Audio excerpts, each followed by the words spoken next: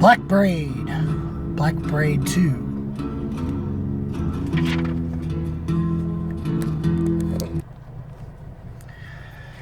So yeah, technically the second album, even though technically it's the first more legitimate full length from a Native American black metal act, sort of melodic black metal, because it's definitely not very raw. It's definitely not raw black metal, or true cult for that matter.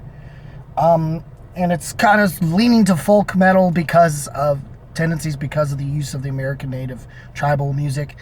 And it's a one-man band.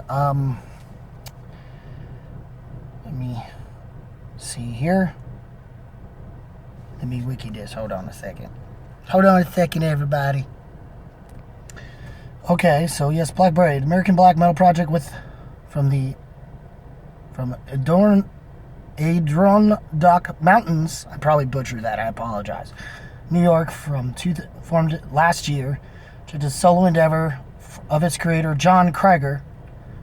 Krieger is a Native American and is also known by his pseudonym, which I'm going to butcher this. I'm not even going to pronounce the actual one. I'll just tell you the name, the Mohawk name meaning the witch hawk. For those who know how to pronounce it that way, here you go. Also, for those who see the thumbnail, yeah, I went for it. But I didn't fully do it. I didn't actually do it. I got you. Anyway. And the only one I need to apologize to is the man who made this music. He probably deserved better. But anyways. Because he made better. He through this improved. It's another black metal project. Given what I talked about of... I hate that I forgot it because it was just February when I listened to it. And I need to listen to it again. Because it was a good black and thrash. Which there's some of that on here. We'll get to that.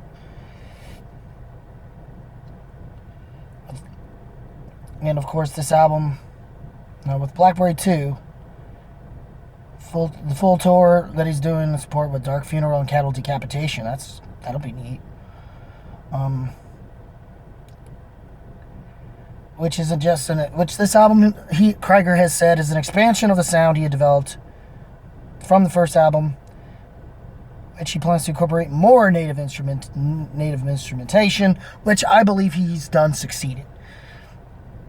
And it seems everyone has been acclaiming him pretty well. Apparently, Krieger has cited Dissection, Gorgoths, Triok, Opeth, Enslaved, Wolves in the Throne Room, Panopticon, Immortal, Bathory, and Mayhem as influences. Though I don't know if you want Mayhem as one of them nowadays. Just saying. Just saying. Anyone who knows about the whole bullshit with that. Ugh. Anyway. But yes, Blackbraid 2, that just came out, which is a much longer record, but none of it feels wasted necessarily. And everything on this album feels very... Some of it, like the more passages that he does do in tracks like the opener you just heard, Autumnal Hearts Ablaze, which leads into the lead single, which has a music video with it, Spirit Returns. And then the follow-up tracks are The Wolf That Guides the Hunter's Hand, Spells of the Moon and Earth. The Moon and Earth and Celestial Passage are also really good. Celestial Passage I like even more because they do incorporate some electric guitars in it. And apparently I did not know this upon listening to it, but I didn't realize it was a Bathory cover. But the last track is the last track of Fine Day to Die, so...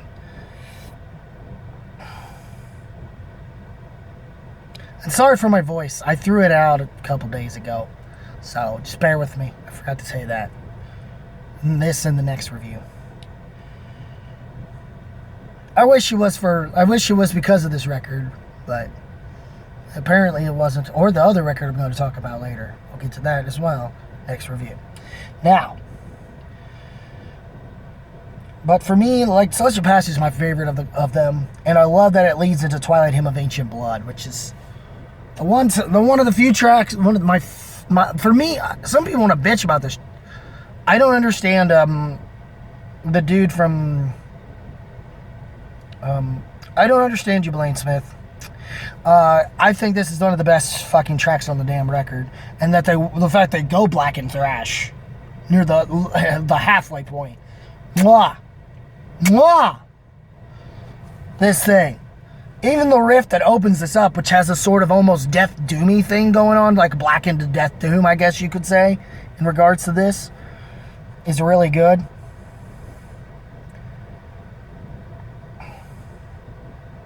Death and Winds is nice. And even the moments they have with the instrumental passages to start with Sadness and the Passages of Time and Memory, which I'm guessing Sadness is what starts it, and then we get the other tracks, Patches of Time and Memory. I'm guessing that's what they do about this thing, since it's a long song. Hell, Twilight Hymn of Ancient Blood to me is 7 minutes and it doesn't waste your time.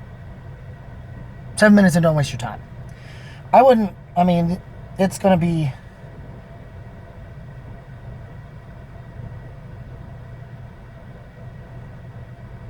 pretty lengthy with the other stuff.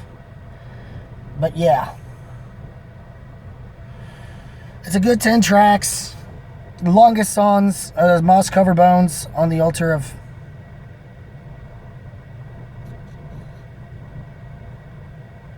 It's on the Altar of the Moon. It's like 13 minutes and 31 seconds, I mean. And then the second longest being A Sound of Death, and that follows it up of Death on Winds of Dawn at 11:05. But after that, I think it's more smooth sailing after that. It's weird how they put them in the middle of the record, kind of. But very few albums that do that work well, and Porcupine Tree is one of those few bands that can pull that off. So, but I don't know Blackbraid just yet. But they're not bad tracks, and it's definitely didn't bother me. I was still entertained by this particular brand of folk metal.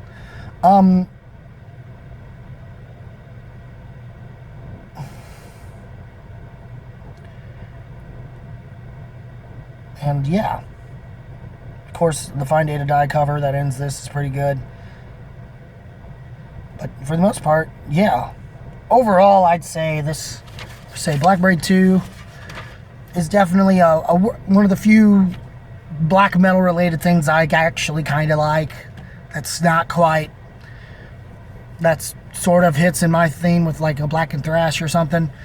And then, and plus, like, apparently, like, Time Magazine did something on this band. And it was a healthy article about black metal and not about, you know, talking about satanic stuff or something, which was, to hear that was kind of cool. I didn't get a chance to really read the article, but would have been nice. But hearing that it wasn't a blast on, it was a respectful thing for Native Americans and stuff, which was kind of cool, you know.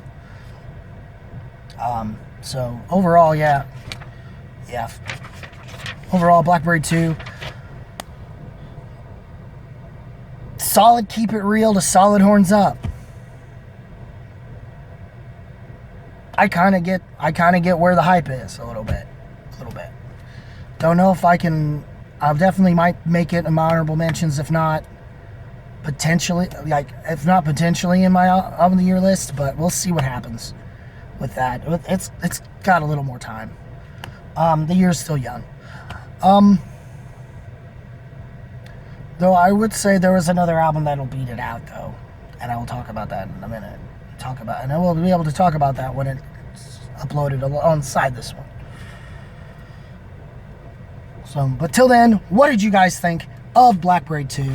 Leave a comment below, let me know. If you like this video, rock that like button with thrust if you must. Hit the subscribe button. Click the punch that notification bell. Punch that subscribe button and click that notification bell to get all my notifications. And as always, guys, keep it random. Keep it real, keep it rocking. I'll see you in the next video. Take care, y'all.